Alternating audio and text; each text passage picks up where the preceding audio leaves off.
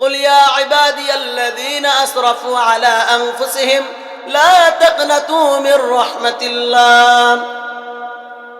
তোমরা যারা নিজেদের উপর জুলুম করেছো, অর্থাৎ আল্লাহ রাব্বুল আলামিন তোমাদেরকে যে পবিত্র হাত দিয়েছিল, গুনাহে জর্জরিত করে সেই হাতটাকে তুমি নাপাক করে ফেলেছো। আল্লাহ রাব্বুল আলামিন তোমাদেরকে যে জবান দিয়েছিল, সেই জবানটাকে তুমি গুনার কাজে খাটিয়ে ওই জবানটাকে তুমি নাপাক করে ফেলেছো। আল্লাহ রাব্বুল আলামিন তোমাকে যে পবিত্র দুটা চক্ষু দান করেছিল, তুমি গুনার কারণে খারাপ দিকে তাকিয়ে তোমার নজরের হেফাজত না করে তুমি তোমার ওই চক্ষু দুটাকেও নাপাক করে ফেলেছো। তোমার দুটি পবিত্র পা আল্লাহ রাব্বুল আলামিন তোমাদেরকে দিয়েছে। আল্লাহ রাব্বুল আলামিন তোমাকে যে পবিত্র পা দুটো দিয়েছে, ওই পা দুটো তুমি গুনার কাজে ব্যয় করে করে ওই পা দুটোকে তুমি নাপাক করে ফেলেছো।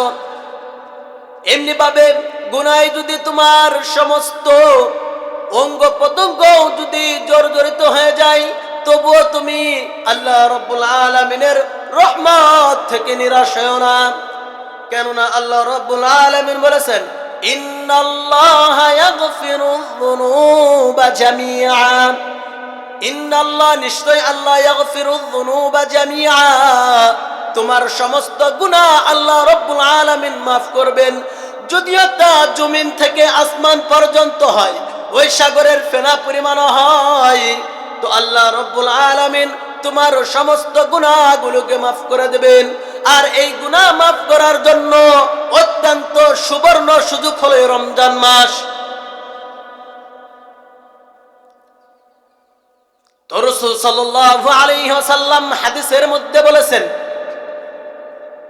যে রমজান মাস পাইয়াও যদি কেউ তার গুনাহকে মাফ করাইতে না পারলো, অর্থাৎ রমজান মাস অতিবাহিত হয়ে গেল কিন্তু তার গুনাহগুলো তার মধ্যে রয়ে গেল, সে আল্লাহ রাব্বুল আলামিনের নিকট থেকে এই রমজান মাসেও তার গুনাহগুলোকে মাফ করাইতে পারলো না।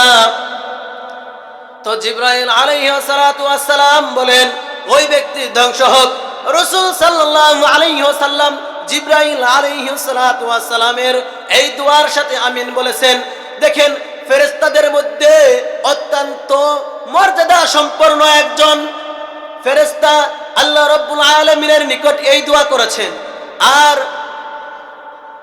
ইহকাল পরকাল এবং মানব দানব সকলেরই সরদার আমাদের প্রিয় নবী হযরত মুহাম্মদ সাল্লাল্লাহু আলাইহি ওয়াসাল্লাম এই দোয়ার মধ্যে আমিন বলেছেন। এখন আপনাদের কাছে প্রশ্ন হলো, এই দোয়া কি আল্লাহ রাব্বুল আলামিন কবুল না করে পারেন? আরে আল্লাহ রাব্বুল আলামিন যদি পৃথিবীর আর কোনো দোয়াও যদি আল্লাহ রাব্বুল আলামিন কবুল না করেন, তবে বান্দা শুনে রাখো, আল্লাহ রাব্বুল আলামিন অবশ্যই অবশ্যই এই দোয়া কবুল করবেন। সুতরাং হতভাগা তো ওই ব্যক্তি, কপাল পোড়া তো ওই ব্যক্তি যে রমজান মাস পাইয়াও তার গুনাহগুলোকে মাফ করাইতে পারলো না।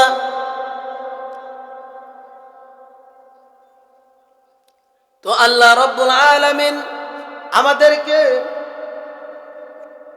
এই রমজান মাসে আমাদের জীবনের সমস্ত গুনাহগুলোকে মাফ করার তৌফিক দান করুন।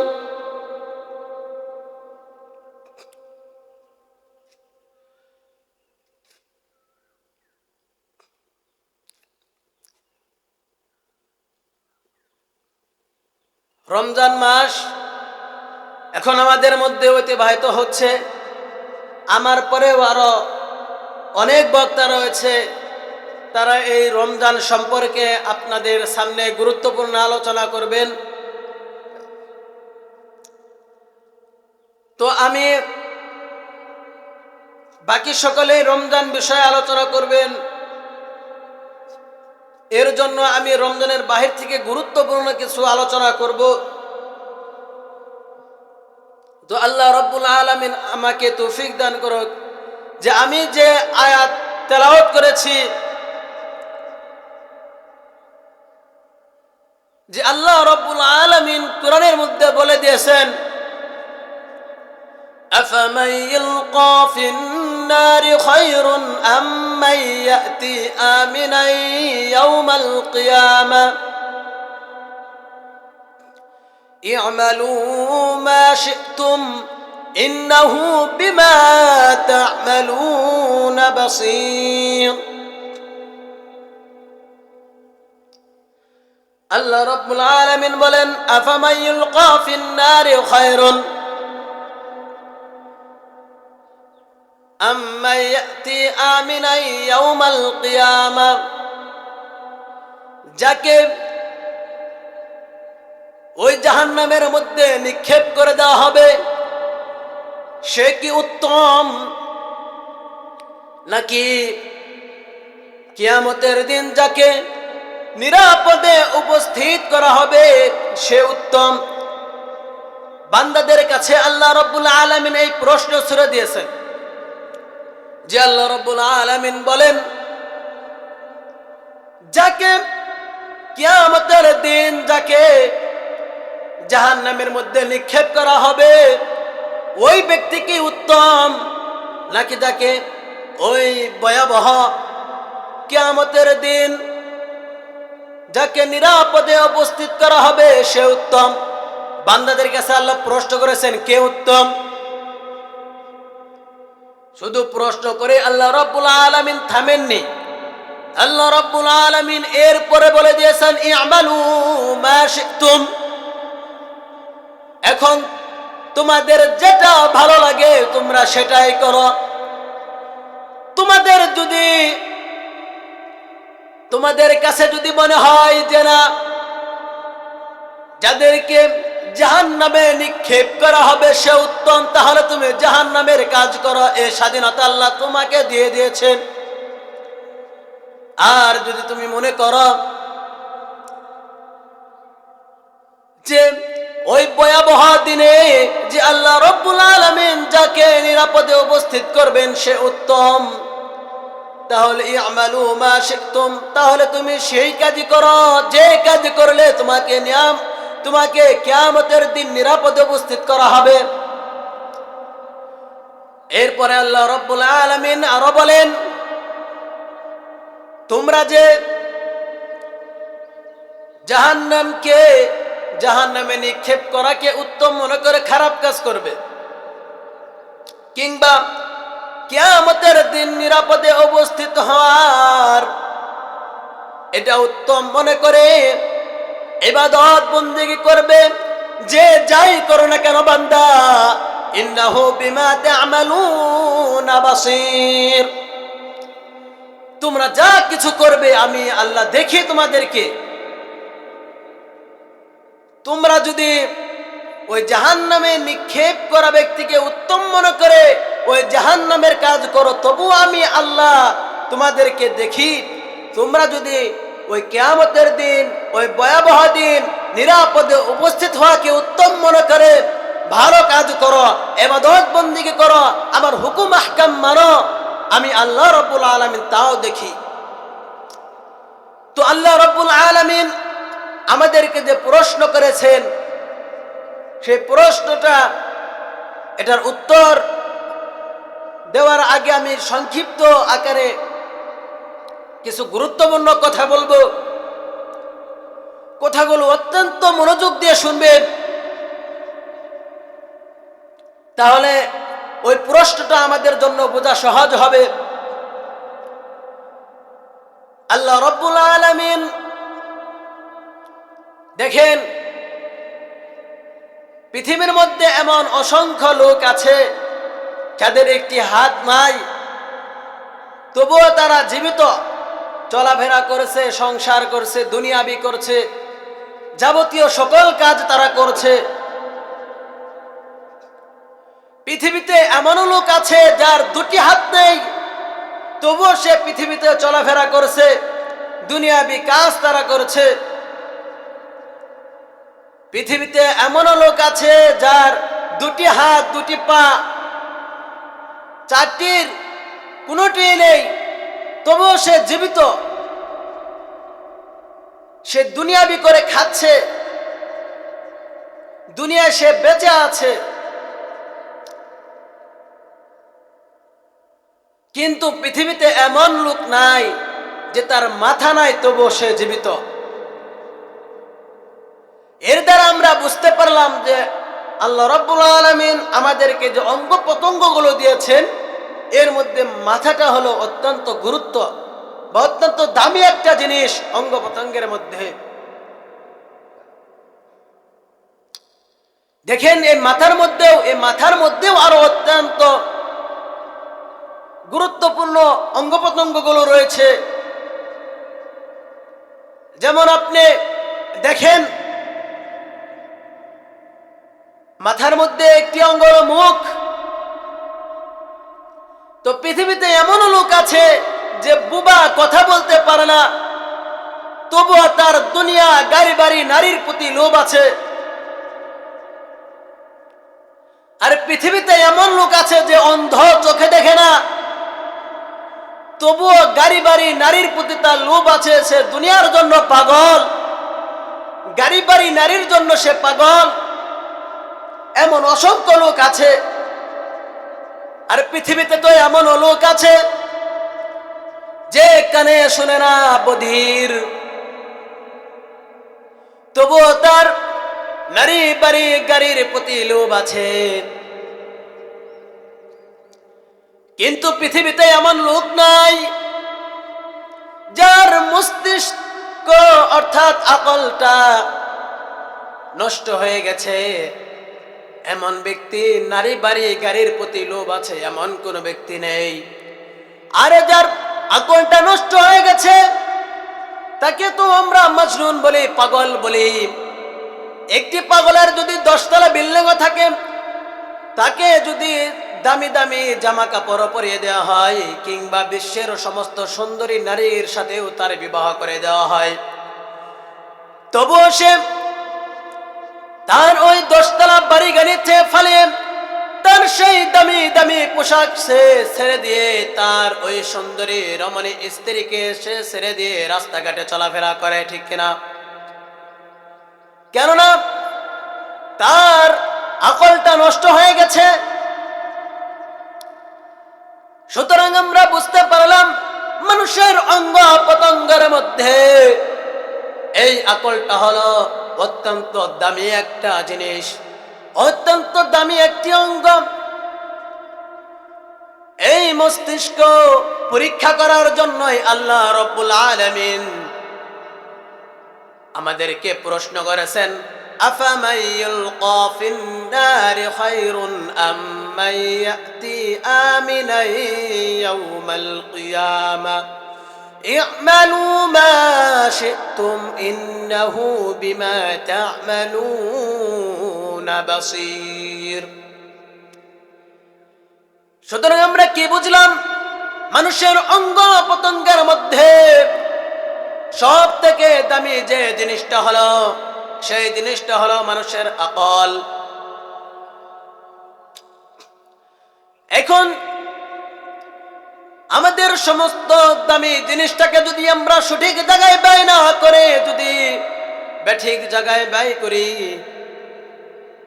তাহলে এর খেসারতটাও কিন্তু অনেক বড় আকারে হবে।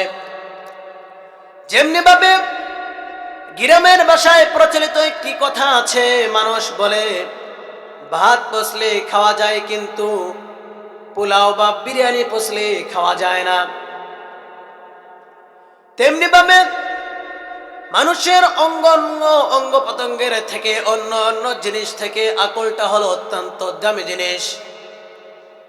এই আকলটাকে যদি আমরা সঠিক জায়গায় ব্যয় না করতে পারি, এর খেসারতটাও কিন্তু আমাদেরকে অত্যন্ত ভয়াবহ আকারে দিতে হবে। যেমনি ভাবে আরেকটি উদাহরণ দিয়ে আপনাদেরকে বোঝাই, পৃথিবীতে যদি কোনো মানুষের সংঘর্ষ হয়, ওখানে আঘাত পাওয়ার 5% সম্ভাবনা থাকে। হয়তো তাই পায়ে একটু ব্যথা পাবে বা হাতে একটু ব্যথা পাবে। কিন্তু যদি আরেকটু গতি বাড়ান, যদি আপনি সাইকেলের দিকে বাইসাইকেলের সাথে সংঘর্ষ করে মুখামুখি হয়, তাহলে যেমনি আঘাত পাওয়ার পার্সেন্ট আর একটু বেড়ে যায়।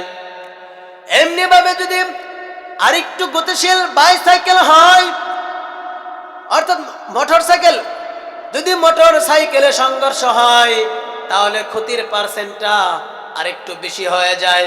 এমনি ভাবে যদি বাস বা ট্রেনে হয় তাহলে ক্ষতির পার্সেন্টটা আরো বেড়ে যায়। যদি প্লেনে সংঘর্ষ হয় তাহলে আরো বেড়ে যায়। এটা উদাহরণস্বরূপ বলতেছে আপনাদেরকে, যে জিনিসের যত গতি বেশি, যে জিনিসের যত দাম বেশি, এটা সংঘর্ষ হলে তার ক্ষতিটাও তত বেশি হয়। তেমনি ভাবে আমাদের যে অঙ্গ প্রত্যঙ্গগুলো রয়েছে এর মধ্যে সব থেকে দামি জিনিসটা হলো আমাদের আকল। এই আকলটা যদি আমরা সঠিক জায়গায় ব্যয় না করতে পারি, অর্থাৎ আল্লাহ রাব্বুল আলামিন যে বলেছেন যে যাকে জাহান্নামে নিক্ষেপ করা হবে সে উত্তম, নাকি যাকে ওই ভয়াবহ দিনে, ওই কঠিন দিনে যাকে নিরাপদে উপস্থিত করা হবে সে উত্তম। এই প্রশ্নটা যে আল্লাহ রাব্বুল আলামিন আমাদেরকে করেছে, এই আকল দ্বারা যদি আমরা সেটার সঠিক উত্তর বের করতে পারি তাহলে এটা সঠিক জায়গায় ব্যয় করা হবে। আর যদি আমরা সেই সঠিক জায়গায় আকলটাকে ব্যয় না করে ব্যাঠিক জায়গায় আমাদের আকলটাকে আমরা ব্যয় করি তাহলে এটার প্রতিফল অনেক ভয়াবহ হবে। তো আল্লাহ রাব্বুল আলামিন আমাদেরকে যে বলেছেন যে যাকে ওই ভয়াবহ দিনে নিরাপদে উপস্থিত করা হবে, সেই ভয়াবহ দিনটা কেমন, যে কোন দিন আল্লাহ রাব্বুল আলামিন আমাদেরকে নিরাপদে উপস্থিত করা হবে, সেই দিনটা কেমন হবে এই সম্পর্কে তো আমাদের জানা উচিত। যে আল্লাহ রাব্বুল আলামিন তো বললেন যে আমাদেরকে যাদেরকে জাহান্নামে নিক্ষেপ করা হবে সে উত্তম, নাকি যাকে ওই ভয়াবহ দিনে, কঠিন দিনে যাকে নিরাপদে উপস্থিত করা হবে সে উত্তম। এই কথা যে বললেন সেই ভয়াবহ দিনটা কেমন হবে, তো আল্লাহ রাব্বুল আলামিন কোরআনের বাক্যের মধ্যে বলেন وَنُفِخَ فِي الصُّورِ فَصَعِقَ مَن فِي السَّمَاوَاتِ وَمَن فِي الْأَرْضِ إِلَّا مَن شَاءَ اللَّهُ ثُمَّ نُفِخَ فِيهِ أُخْرَى فَإِذَا هُمْ قِيَامٌ يَنظُرُونَ وَأَشْرَقَتِ الْأَرْضُ بِنُورِ رَبِّهَا وَوُضِعَ الْكِتَابُ وَجِيءَ بِالنَّبِيِّينَ وَالشُّهَدَاءِ وَقُضِيَ بَيْنَهُمْ। আল্লাহ রাব্বুল আলামিন বলেন وَنُفِخَ فِي الصُّورِ فَصَعِقَ مَن فِي السَّمَاوَاتِ وَمَن فِي الْأَرْضِ। যখন সিংহায় ফু দেওয়া হবে, যখন সিংহায় ফু দেওয়া হবে, আসমান এবং জমিনের মধ্যে যা কিছু আছে তা হতজ্ঞান হয়ে যাবে, হতভাগ হয়ে যাবে, অর্থাৎ সকলেই মৃত্যুবরণ করবে। শুধু আল্লাহ রাব্বুল আলামিন বলেন ইল্লা মান শাআ আল্লাহ, যে আল্লাহ রাব্বুল আলামিন যা চান তা ব্যতীত। তো আল্লাহ রাব্বুল আলামিন তাফসীরের মধ্যে এসেছে যে ইল্লা মা শাআ আল্লাহ দ্বারা হলো এখানে চারটি ফেরেশতা, অর্থাৎ হযরতে জিবরাইল, হযরতে ইসমাঈল, হযরতে আজরাইল এবং হযরতে মিকাইল আলাইহিস সালাতু ওয়াস সালাম, এই চারজন বড় ফেরেশতার কথা। আর অন্যান্য রাত রয়েছে যে আল্লাহ রাব্বুল আলামিনের ওই আরশ বহনকারী ফেরেশতা এবং এই বড় বড় চারজন ফেরেশতা ব্যতীত আসমান এবং জমিনের মধ্যে যা কিছু রয়েছে সকল জিনিসই ইন্তিকাল করবে, সকল জিনিসই হতভাগ হয়ে যাবে। وَنُفِخَ فِي الصُّورِ فَصَعِقَ مَن فِي السَّمَاوَاتِ وَمَن فِي الْأَرْضِ إِلَّا مَن شَاءَ اللَّهُ ثُمَّ نُفِخَ فِيهِ أُخْرَى فَإِذَا هُمْ قِيَامٌ يَنظُرُونَ। যখন আবার দ্বিতীয়বার সিংহায় ফু দেওয়া হবে তখন হাসরের মাঠ প্রতিষ্ঠিত হয়ে যাবে, সকলে এদিক সেদিক তাকাতে থাকবে। এত ভয়াবহ হবে সেই দিন। ওই ভয়াবহ দিনে ওই সূর্যটাকে আধা হাত উপরে নিয়ে আসা হবে। ওই সূর্যের তাপে জমিনটা তামা হয়ে যাবে। এমন লাল বর্ণ আকার ধারণ করবে যেমনি ভাবে কোন একজন কামার একটি অস্ত্র বানানোর জন্য যখন ওই লোহাটাকে কয়লার মধ্যে ছাক দেয়, ছাক দেওয়ার পরে যখন ওই লোহাটাকে কয়লা থেকে উঠায়, যেমনি ভাবে ওই লোহাটা লাল বর্ণ আকার ধারণ করে, তেমনি ভাবে ওই হাসরের মাঠ, ওই হাসরের মাঠের তামাটা লাল বর্ণ আকার ধারণ করবে। আর সূর্যটা থাকবে আধা হাত উপরে। মানুষ এত ভয়াবহের মধ্যে থাকবে, সূর্যের তাপে মানুষের মগজগুলো গলে গলে পড়বে। আর ওই তামাটা এমন লাল বর্ণ আকার ধারণ করবে, মানুষ তার পা ওই তামার মধ্যে লাল বর্ণ আকার ধরনের মধ্যে যখন রাখবে, তার পাটা গলে যাবে। ওয়াবুদিআল কিতাব, এবং তার সামনে তার আমলনামা দেওয়া হবে এবং তাকে বলা হবে ইকরা কিতাবাক, কিতাবাক অর্থাৎ তোমার আমলনামা তুমি পড়ো। কাফা বিনাফসিকাল ইয়াউমা আলাইকা হাসিবা। সেদিন প্রত্যেকটা মানুষ তার আমলনামা পড়ে তার হিসাব করার জন্য যথেষ্ট হয়ে যাবে। সেদিন মানুষ তার আমলনামা পড়ে দেখবে, সে পরে পরে এই পরিমাণ আফসোস করবে। কেউ আফসোস করতে করতে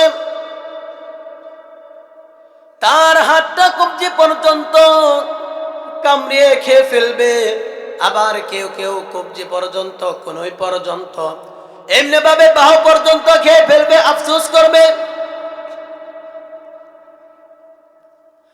এত ভয়াবহ দিনে মানুষ বলবে ইয়া লাইতানি কদ্দামতু লিহায়াতি, হায় আফসোস, ইয়া লাইতানি কদ্দামতু লিহায়াতি, যদি আমার জীবদ্দশায় আমি এই দিনের জন্য কিছু অগ্রে প্রেরণ করতাম, অর্থাৎ দুনিয়াতে থাকতে আমি যদি কোনো নেক আমল করতাম, যদি আমি নেক আমল করতে পারতাম, এই ভয়াবহ দিনের জন্য যদি আমি কিছু নিয়ে আসতে পারতাম। এমনি ভাবে মানুষ আফসোস করতেই থাকবে। ওই ভয়াবহ দিনে আল্লাহ রাব্বুল আলামিন যাদেরকে নিরাপদে উপস্থিত করবেন তারা উত্তম, নাকি যাদেরকে জাহান্নামে নিক্ষেপ করা হবে তারা উত্তম? এই ভয়াবহ দিন, এত ভয়াবহ দিন হবে। ওই দিন যাদেরকে নিরাপদে উপস্থিত করবে, আমাদের আকল দ্বারা এখন আমরা এই উত্তরটা বের করব। আমাদের যে আল্লাহ রাব্বুল আলামিন এত দামি আকলটা আমাদেরকে দিয়েছেন, এই দামি আকল দ্বারা আমরা উত্তর বের করেছি যে আল্লাহ রাব্বুল আলামিন ওই দিন যাদেরকে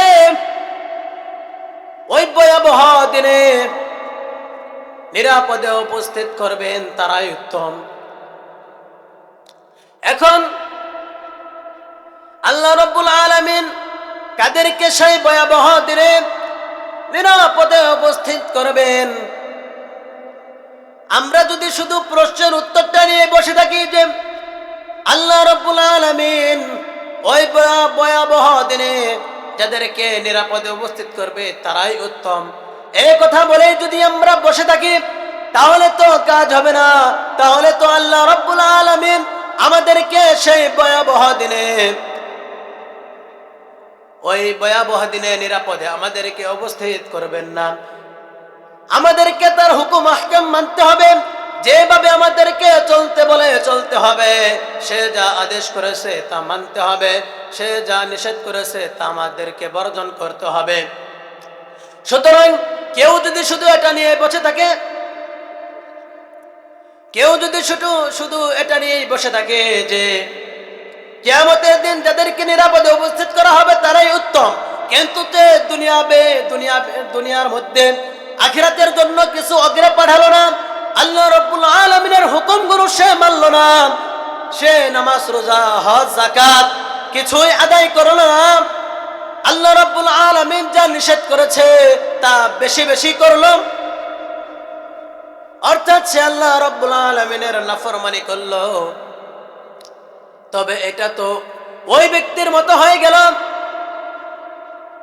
যে ব্যক্তি বিবাহ না করেও সন্তানের আশা করলো।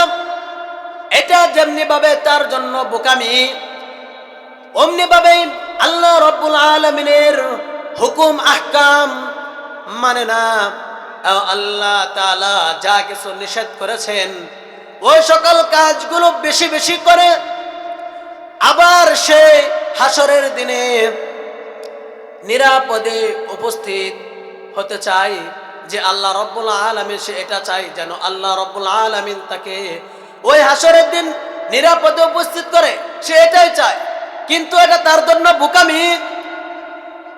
আর সফল কাম তো ওই ব্যক্তি যে মনে মনে এটা ধারণা করে যে আল্লাহ রাব্বুল আলামিন ওই ভয়াবহ হাসরের দিন আমাকে নিরাপদে উপস্থিত করুক, এবং সেটার সাথে সাথে আল্লাহ রাব্বুল আলামিন যে হুকুম আহকাম দিয়েছেন তা পালন করা, তা সঠিকভাবে পালন করা, এবং আল্লাহ রাব্বুল আলামিন যা নিষেধ করেছেন তা আমরা বরকত বর্জন করা। যে ব্যক্তি এই সকল কাজগুলো করতে পারবেন ওই ব্যক্তি হবে প্রকৃত সফল কাম।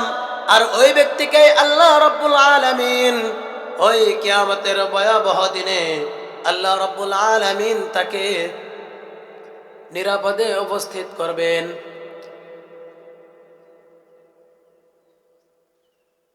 তো আল্লাহ রাব্বুল আলামিন আমাদেরকে তার হুকুম আহকাম মেনে চলে